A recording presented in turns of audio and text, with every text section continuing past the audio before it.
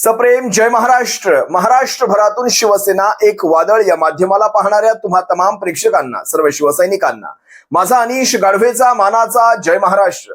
जर पहिल्यांदाच शिवसेना एक वादळ हे माध्यम आपल्या नजरेस पडत असेल, ताबडतोब या माध्यमाला सबस्क्राईब करा. महाराष्ट्रभर शिवसेनेच्या विचारांना पोहोचवणाऱ्या या माध्यमाला तुम्ही सर्वांनी मिळून मोठं करा ही नम्र विनंती करतो. काल महाराष्ट्र विधिमंडळाच्या वरच्या सभागृहामध्ये विधान परिषदेमध्ये ज्यावेळेस अनिल परब, शिवसेना नेते अनिल परब ज्यावेळेस आपलं म्हणणं मांडत होते, त्यावेळेस अचानक मध्येच उठून नीलम गोऱ्हे यांनी आमच्या गटाला शिंदे गट संबोधू नका, चुकीचं नाव रेकॉर्डवर जाऊ देऊ नका, याला शिवसेना म्हणा आणि नसेल जमत तर एकनाथ शिंदेच्या नेतृत्वाखालची शिवसेना असे म्हणा, अशा प्रकारे नीलम गोऱ्हे यांनी सूचना केल्या. आता नीलम गोऱ्हेंची मळमळ आपण समजू शकतो. त्यांच्या अधिकारांवर, त्यांच्या हक्कावर भलताच ताव मारून गेलेला आहे. तुम्ही सर्वांनी पाहिलात. नीलम गोऱ्हे पाहत बसल्या. आता कसं आहे बघा, ही अवस्था हळूहळू प्रत्येकाची होणार आहे. सबंध शिंदे गटाची ही अवस्था होणार आहे. याचं कारण सांगतो. शिंदे गटाचं कामच मुळी हे आहे की जेवणामध्ये स्वाद आणून द्यायचा. भारतीय जनता पक्षासाठी वातावरण, भारतीय जनता पक्षासाठी ती वाट मोकळी करून देणं, वातावरण चांगलं करून देणं, तर कढीपत्त्याचं काम शिंदे गट अगदी व्यवस्थित करत आहे. स्वाद घेऊन झाला की कढीपत्ता असा उचलायचा, असा फेकून द्यायचा. ही सबंध शिंदे गटाची भविष्यातली परिस्थिती आहे. पण आता स्वतः नीलम गोऱ्हेंनी याचा पहिला अनुभव घेतलेला आहे. पहिला बळी नीलम गोऱ्हे. आता असू द्या, त्यांची मळमळ, त्यांना लखलाभ, कर्मच तशी आहेत सर्वांची.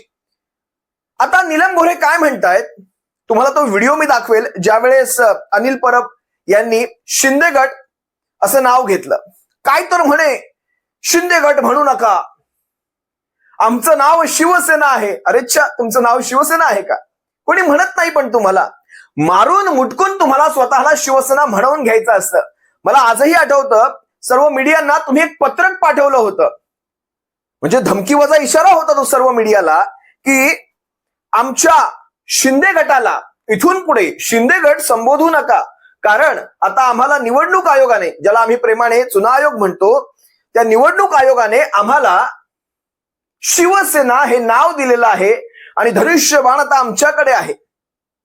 तुम्हाला लोकांना नियम दाखवून स्वतःला शिवसेना म्हणवून घ्यावं लागलं, म्हणजे जन्माचं बारसं दाखवावं लागलं तुम्हाला, तेही आत्ता बनवलेलं सर्टिफिकेट दाखवून. स्वतःला 60 वर्षाची शिवसेना म्हणवणाऱ्यांना अजूनही स्वतःला आम्हाला शिंदे गट म्हणू नका रे, आम्हाला शिंदे गट म्हणू नका रे, आम्हाला शिंदे गट म्हणू नका रे, अशा प्रकारे यांच्यावर ही परिस्थिती येते. यावर अनिल परब साहेबांनी जे उत्तर दिलं ना, खास एक मानाचा जय महाराष्ट्र अनिल परबांसाठी. जरा एकदा हा प्रसंग पहा, कालच्या विधिमंडळाच्या वरच्या सभागृहातला हा प्रसंग पहा. अनिल परबांनी पद्धतशीर चिडवून दाखवलं. अच्छा, एकनाथ शिंदेच्या नेतृत्वाखालची शिवसेना बरं का. सुरुवातीला ते म्हणाले, मी मानत नाही, जोपर्यंत कोर्ट तो निर्णय देत नाही तोपर्यंत मी मानत नाही आणि मी म्हणणार नाही. आणि त्यानंतर सभापतीने, ज्यावेळेस तुम्ही हा व्हिडिओ पाहाल, जो व्हिडिओ मी तुम्हाला पुढच्या काही सेकंदात दाखवतोय, ज्यावेळेस तुम्ही हा व्हिडिओ पाहाल, त्यात जे कोणी सभापती बसले होते पीठासीन, मी नावं घेणार नाही, त्यांनी म्हटलं, लाडक्या बहीण आहेत त्या ह्या वरच्या त्या सभापतीच्या तोंडून आलेला शब्द हा खूप काही सांगून जात होता. लाडक्या बहीण, लाभार्थी बहीण. एकदा हा व्हिडिओ पहा. मला एक गोष्ट नक्की माहिती आहे, मी देखील मुंबईत लहानाचा मोठा झालोय. एका वॉर्डाला किती खर्च लागतो मला चांगला माहिती आहे. विधानसभा निवडणुकीच्या अगोदर मुंबईचं मी बोलतोय, मी बाहेरचं आता बोलत नाहीये. मुंबईच्या जिथे भारतीय जनता पक्षाचा आमदार आहे, जिथे शिंदे गटाचा आमदार आहे, तिथे 150 कोटी ते 250 कोटी नगर विकास खात्यातून आले. आणि हे मी काय पुराव्यानिशी बोलतोय. माझ्याकडे वर्क ऑर्डर आहेत, वर्क ऑर्डर बघितलेले आहे.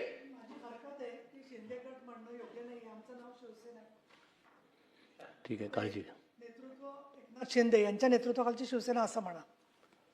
ठीक आहे, काळजी घ्या. सुप्रीम कोर्टात डिसिजन व्हायचंय आणि सुप्रीम कोर्ट चौथा स्तंभ आहे. चौथा स्तंभ ज्या वेळेला मला सांगेल की हा पक्ष आत्ता कोणी सांगितलंय? इलेक्शन कमिशनने सांगितलंय. तुम्ही मूळ आपल्या नाही, विषयाकडे जसं वळा. तुम्ही उभाटा म्हणता, म्हणजे सभागृहामध्ये, आता सभागृहामध्ये त्या दिवशी म्हटलेलं आहे मी. ठीक आहे, अनिलजी, आपण म्हणजे मूळ कामकाजाकडे वळा. हा, नाही म्हणूनच म्हटलं ठीक आहे. काय म्हणू त्याला मग? डिस्टर्ब होऊ नका, बोला. हा, आपण सांगा. एकनाथजी शिंदे यांच्या नेतृत्वाखाली असलेल्या शिवसेनेचे नगरसेवक खुश, लाडकी बहीण आहे ती. यांच्या नेतृत्वाखाली असलेले नगरसेवक का? तर फक्त एकनाथ शिंदे नगरविकास मंत्री म्हणून तुम्ही 200 कोटी रुपये दिलेत. म्हणजे ते 200 कोटी रुपये आता आलेत. तुम्ही एखादं काम केलं एका वेळेस. शिवसेना नेते अनिल परबांच्या हाती जर असलं कोलीत सापडलं तर ते सोडतात काय? त्यांनी पद्धतशीर जागा दाखवली आणि अनिल परब साहेबांना बोलण्यामध्ये कोणही रोखू शकत नाही. स्वतः ऍडव्होकेट आहेत, ते कायदे जाणतात, कायद्यांचा अभ्यास आहे त्यांना. स्वतः शिवसेनेच्या केसमध्ये ते वैयक्तिक लक्ष घालतायत, वैयक्तिक उतरलेले आहेत. ऍडव्होकेट अनिल परबांना विधिमंडळाच्या या संसदीय कामकाजाचा चांगला गाढा अनुभव आहे. त्यामुळे म्हणजे या नीलम गोऱ्हे यांना वाटतं आपण उपसभापती राहिलोय म्हणजे 4 बुका आपण जास्त पडलोय की काय? अजिबात नाही. तुम्हाला त्यांनी जागेवर शांत केलेला आहे. इलेक्शन कमिशन ऑफ इंडियाचा निर्णय हा अंतिम निर्णय नाही. ते जरी क्वासी ज्युडिशरी असलं, ते जरी अर्ध न्यायालय असलं, त्याने जरी निर्णय दिलेला असला तरी त्याच्याही वर जाऊन एक वरची जी शेवटची न्यायप्रणाली आहे ती सर्वोच्च न्यायालय आहे. आणि सर्वोच्च न्यायालय जोपर्यंत त्याचा अंतिम निर्णय देत नाही तोपर्यंत आपण त्यांच्या निर्णयाला मानणं न मानणं हा तुमचा वैयक्तिक अधिकार आहे. यावर कोणीही क्रॉस करू शकत नाही. ही गोष्ट अनिल परबांना चांगलीच माहिती आहे. त्यामुळे सभागृहाच्या पटलावर आणि ज्यावेळेस समजा याही गोष्टीला जर त्यांनी नाकारलं असतं, नाही मी म्हणतच नाही, तर वरती जे अधिकारी बसलेत सभापती म्हणून त्यांना ती पुस्तकं खोलून दाखवली असती खालच्या सचिवालयाने दाखवलं असतं की नाही हे बसत नाहीये नियमामध्ये. त्यामुळे नीलम गोऱ्हेंची ती मागणी रास्त मागणी होऊ शकत नाही. बघा, अशा गोष्टी होऊ शकतात. कमीत कमी अनिल परबांनी सांगितलं नाहीये नशीब म्हणा, खोलून बघा पुस्तकं, खोलून बघा नियमांची ती पुस्तकं, विधिमंडळाच्या संसदीय कामकाजाची ती पुस्तकं खोलून बघा आणि त्यानंतर तोंड गप्प करून खाली बसावं लागलं असतं. एवढी वेळ म्हणजे मला म्हणायचंय एवढी वेळ कमीत कमी अनिल परबांनी येऊ दिली नाही. आणि मग मला एक साधा प्रश्न विचारा, अगदी कालचं उदाहरण घ्या ना, ते सदावर्तेंचं ते स्टेटमेंट ऐकलात तुम्ही? आता सदावर्ते कोणाचे? देवाभाऊंचे. आता देवाभाऊंच्या सदावर्तेंच्या तोंडी काय शब्द आले होते?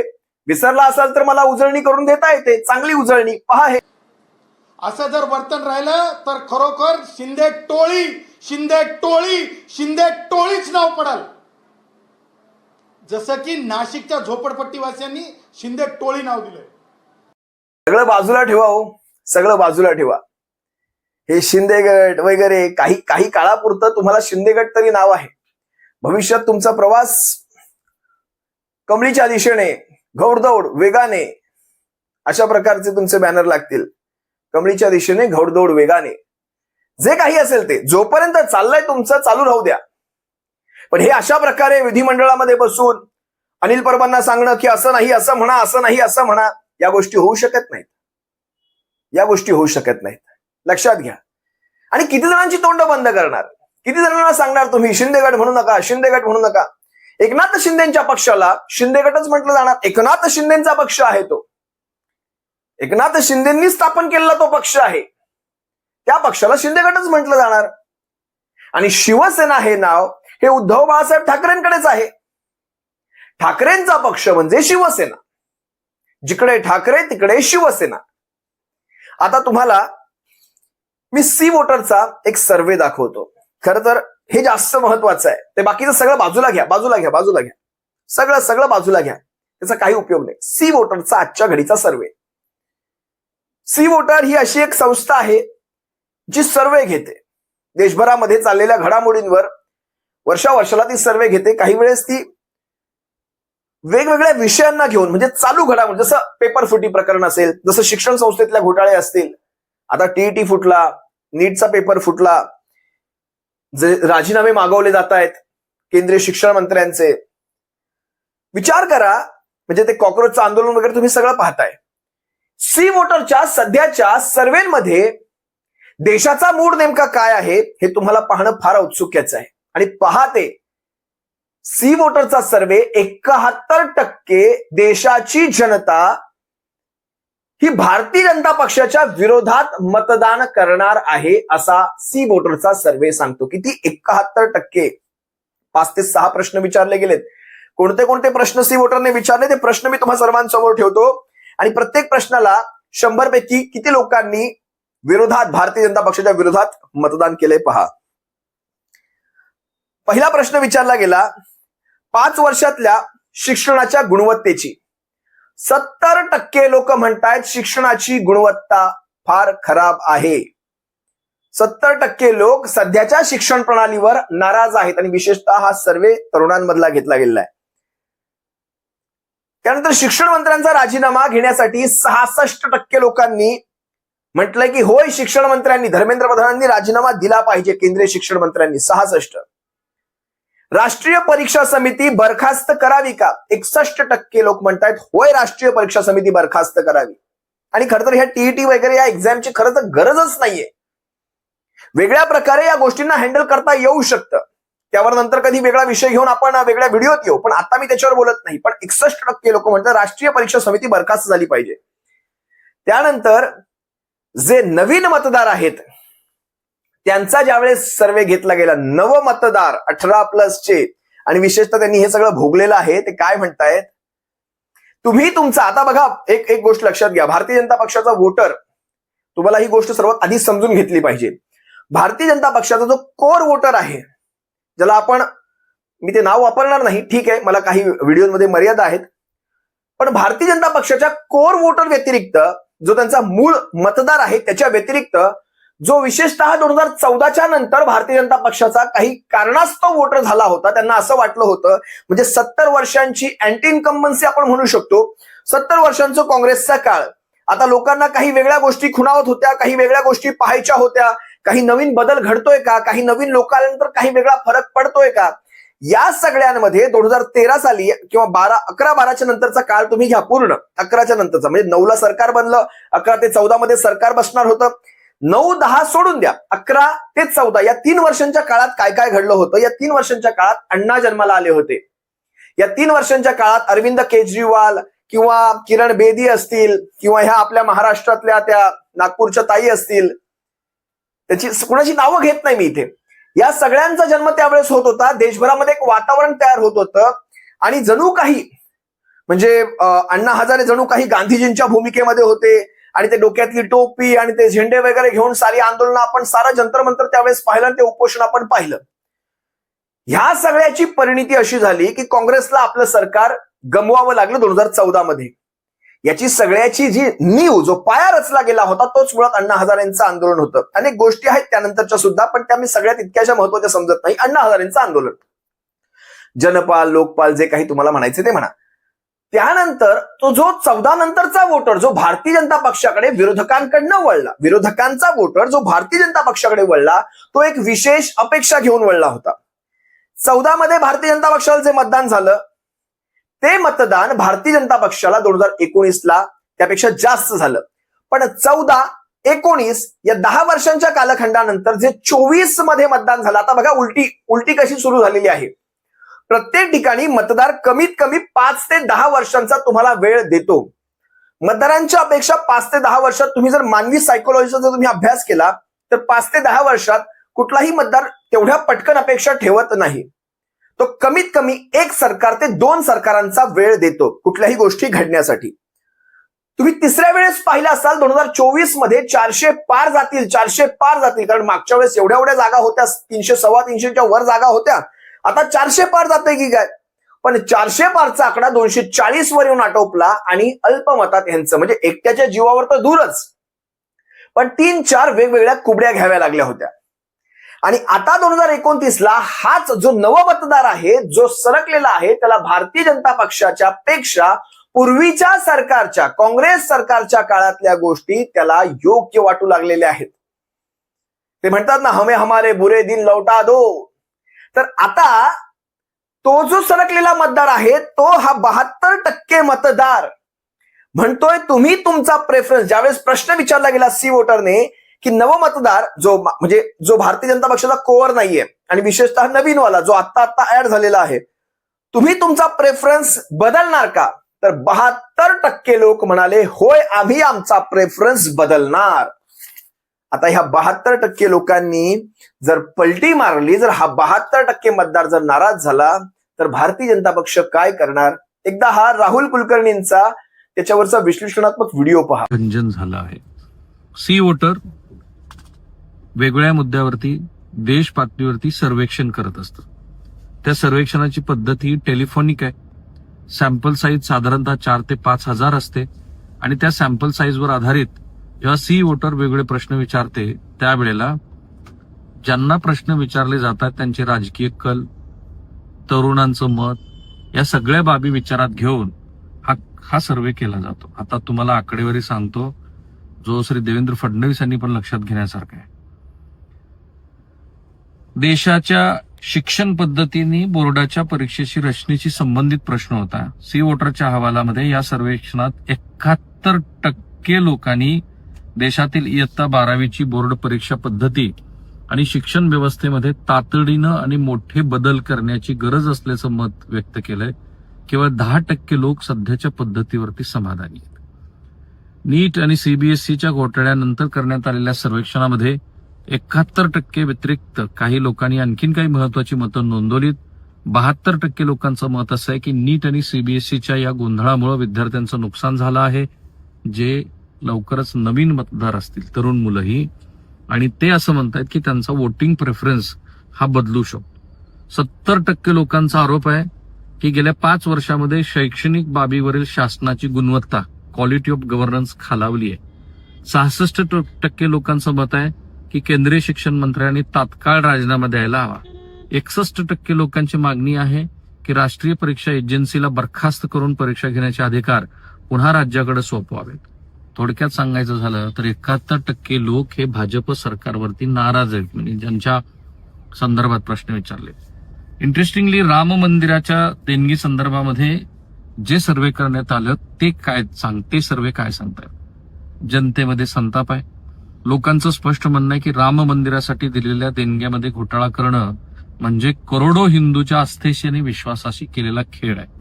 बहुतांश नागरिकांनी या प्रकरणाची उच्च न्यायालय आणि सर्वोच्च न्यायालयाच्या विद्यमान न्यायाधीशांमार्फत स्वतंत्र आणि निष्पक्ष चौकशी करण्याची मागणी केली आहे. कारण भाजपशी निगडीत असलेली मंडळीच, व्हीएचपीशी निगडीत असलेली मंडळीच सूचकपणे बोलतायत की आम्ही जर फार बोललो तर आमच्या जीविताला धोका होईल. आता हे भाजपाच्या सध्याच्या सर्व हरकती या शिव्या खाण्याच्या लायकीच्या आहेत. भारतीय जनता पक्षाच्या बद्दल जनमानसामध्ये, देशभरामध्ये नाराजी आहे. म्हणजे दक्षिण पट्टा तर सोडून द्या, महाराष्ट्र आणि महाराष्ट्राच्या खालचा, तिथे भारतीय जनता पक्षाचा म्हणजे तो विषयच नको. आणि महाराष्ट्रात विशेषतः ज्या लाडक्या योजनांना घेऊन हे आले, त्या लाडक्या योजनांमध्ये सुद्धा आजच भास्कररावांनी यांची पद्धतशीर पोलखोल केलेली आहे महाराष्ट्राच्या सर्वोच्च सभागृहांमध्ये. तुम्ही किती त्यांना विरोधी पक्षनेते म्हणून होऊ देणार नाहीत, पण तरी सुद्धा त्या माणसाने योग्य ठिकाणी वर्मावर घाव घातला. आणि पुढचा घाव हा शिवसेना उद्या म्हणजे रविवारी संध्याकाळी 4 वाजता मुंबईमध्ये, दादरमध्ये घालणार आहे. महाआरतीचं, रामस्तोत्र पठणाचं, मारुती स्तोत्र पठणाचं, हनुमान चालिसा पठणाचं जे कार्य शिवसेनेकडनं ईश्वर कार्य उद्या होणार आहे. कारण रामललाच्या मंदिरामध्ये सुद्धा यांनी त्या मंदिराच्या दानपेट्यांना सुद्धा सोडलं नाही. मग विचार करा या भारतीय जनता पक्षाविषयी देशभरात किती नाराजी आहे. आणि करोडो हिंदूंच्या आस्थेचा, देशभरातल्या करोडो हिंदूंच्या आस्थेचं त्यांनी चुरडा करून ठेवला. आणि ज्या प्रकारे, मी याच्यावर तुम्हाला एक सुंदर व्हिडिओ दाखवतो बघा, घरचा आहे, तुम्हाला पाहायचा आहे घरचा आहे. तुम्ही कदाचित विश्वास बसणार नाही, मी या माणसाचा व्हिडिओ माझ्या चॅनलवर पहिल्यांदा दाखवतोय. पहिल्यांदा अनिल थत्ते. आता ह्यांच्याविषयी तुम्ही सर्व बऱ्यापैकी तुम्हाला त्यांची ओळख असेल, शिवसेना असेल किंवा महाविकास आघाडी असेल यांच्या विरोधात बोलणं असतं वगैरे वगैरे, सगळं काही ठीक आहे. पण ह्या माणसाने घरचा आहेर कसा दिला आणि योग्य ठिकाणी बोललंय. मी आभार मानतो. खर तर पत्रकारांचं हे कार्य असलं पाहिजे, योग्य ठिकाणी आरसा दाखवणं. आणि अनिल थत्तेंनी जे सांगितलंय तुम्हाला सुद्धा ते पटेल. भारतीय जनता पक्षाला, नरेंद्र मोदींना, अमित शहांना हे जे राम मंदिराचं जे प्रकरण केलं हे जड जाणार. भारतीय जनता पक्षाला ह्याची किंमत मोजावी लागणार हे त्यांनी स्पष्टपणे सांगितलं. हा व्हिडिओ पहा. संपलं हो, संपलं संपलं संपलं. त्या राम मंदिराच्या उभारणीमुळे जे काही वलय मोदींना प्राप्त झालं आणि जी काही पुण्याई भारतीय जनता पक्षाने मोठ्या हुशारीने जोडली, ती एखादा बॉम्ब पडून शहर उद्ध्वस्त व्हावं तसं ती पुण्याई या काही चिटोर चोरांच्या चोरीमुळे आणि त्या व्यवस्थापनाच्या निष्काळजीपणामुळे, उदासीनतेमुळे किंवा काय नाही बोलायचं आपण त्याच्यावर. पण एकच सांगतो, हे प्रकरण भारतीय जनता पक्षाला, मोदींना, शहांना, सगळ्यांना महागात पडणार असल्यामुळे हे दाबलं जाणार. फालतू लोकांना शिक्षा होणार आणि मोठ्यांना काही होणार नाही. असंच सगळं चालू राहणार. अनिल थत्तेंकडनं भारतीय जनता पक्षाला हा घरचा आहेर आला. भारतीय जनता पक्षाचे ते ग्रहमान फिरलेले आहेत आणि ते पुन्हा जागेवर येणे नाही. ते घर फिरलं की घराचे वासे फिरतात म्हणतात ना, हा तो प्रकार आहे. आता पत्रकारांच्या सुद्धा ध्यानी आलेला आहे. आणि ज्या प्रकारे शिवसेनेच्या पक्षप्रमुखांनी योग्य वेळी आंदोलनाची हाक दिली, तीही मुंबईमधनं दिली. राजकारणात वेळेला फार महत्व असतं. शिवसेनेच्या पक्षप्रमुखांनी वेळ साधली. उद्धव साहेबांनी योग्य वेळेत आंदोलनाची हाक दिली आणि प्रभू श्रीरामांच्या त्या मंदिरात झालेल्या चोरी प्रकरणावरून, त्या दानपेट्यांमध्ये झालेल्या चोरी प्रकरणावरून ज्यावेळेस मुंबईतून आंदोलन छेडलं जाईल, उभा देश त्याच्याकडे पाहिल आणि देशभरामध्ये हे वातावरण आणखी पेटणार. लोकांच्या मनातली खतखत, तिला हा मार्ग मोकळा होणार आणि महाराष्ट्रातून एक कडवा हिंदुत्ववादी पक्ष या सगळ्याची सुरुवात करतोय. आगाज म्हणतो ना आपण त्याला, ती आगाज शिवसेना करणार आणि हीच शिवसेनेची या भारतीय जनता पक्षासोबत असलेल्या युद्धाची खऱ्या अर्थाने सुरुवात असणार. फक्त भारतीय जनता पक्ष नाही, स्वतः एकनाथ शिंदेचा गट, अजित पवारांच्या गटाचं सोडूनच द्या आता, आणि भारतीय जनता पक्ष, या सर्वांना भविष्यात शिवसेना काय करू शकणार आहे याची आता कल्पना येईल. त्यामुळे प्रत्येक छोट्या कार्यकर्त्याला फोडायचा प्रयत्न अजूनही चालू आहे. पण यात त्यांना यश येणार नाही. आज सत्तेचा, पैशाचा, पदांचा, प्रशासनाचा, न्याय व्यवस्थेचा सगळ्यांचा वापर करून झाला. इन्कम टॅक्स, सीबीआय अगदी कामाला लावून झाली. पण तरी सुद्धा आजही शिवसेना नमत नाही. आजही ठाकरे नावाचा ब्रँड काही संपत नाही. सन्मान्य राजसाहेबांची सभा झाली की उद्धव साहेबांची प्रेस झाली की राजसाहेबांची. या सगळ्यांमधून आता हा भारतीय जनता पक्ष खऱ्या अर्थाने पळून निघणार आहे आणि याची तुम्हाला प्रचिती फार लवकर येईल. उद्याचं आंदोलन मी तुम्हा सर्वांना आव्हान करतो. मुंबई, नवी मुंबई, ठाणे, मीरा भाईंदर, वसई विरार, उल्हासनगर, कल्याण डोंबिवली, अगदी बदलापूर, अंबरनाथ, सगळा पनवेल पर्यंतचा पट्टा, कर्जत, खोपोली, पनवेल, दहिसर, अगदी विरार पर्यंतचा पट्टा आणि इकडे सर्व, या सर्वांनी तिथे झाडून उपस्थित राहायचंय. शिवसैनिकांनो, उद्याच्या आंदोलनामध्ये पाऊस असो, काहीही असो, भिजत या, छत्री घेऊन या, रेनकोट घालून या, पण आपल्या शिवसेनेने दिलेल्या या हाकेला तुम्हाला ओ द्यायचीये. प्रभू श्रीरामांच्या त्या आंदोलनामध्ये तुम्हा सर्वांना सहभागी व्हायचंय. एवढीच एक इच्छा व्यक्त करतो. या व्हिडिओच्या शेवटी शिवसेना एक वादळ या माध्यमाला तुम्हाला जर सहकार्य करायचं असेल, 99 87 70 34 18 9987703418 9987703418 हा आपला गुगल पे, फोन पे क्रमांक आहे. ज्यांना सहकार्य करायचंय आपण सहकार्य करू शकता. शिवसेना एक वादळला आपण सबस्क्राईब केलं नसाल, सबस्क्राईब करा. आणि ज्या शिवसैनिकांना या माध्यमाला जॉईन करायचंय, मेंबर व्हायचंय, या माध्यमाचं सदस्य व्हायचंय, आपण सबस्क्राईब बटनच्या बाजूलाच जॉईन हा पर्याय सुद्धा आहे. त्याद्वारे सुद्धा आपण या माध्यमाचे सदस्य, मेंबर होऊ शकता आणि सहकार्य करू शकता. असो, तुर्तास तुम्हा सर्वांची रजा घेतो. सप्रेम, जय महाराष्ट्र. काळजी घ्या.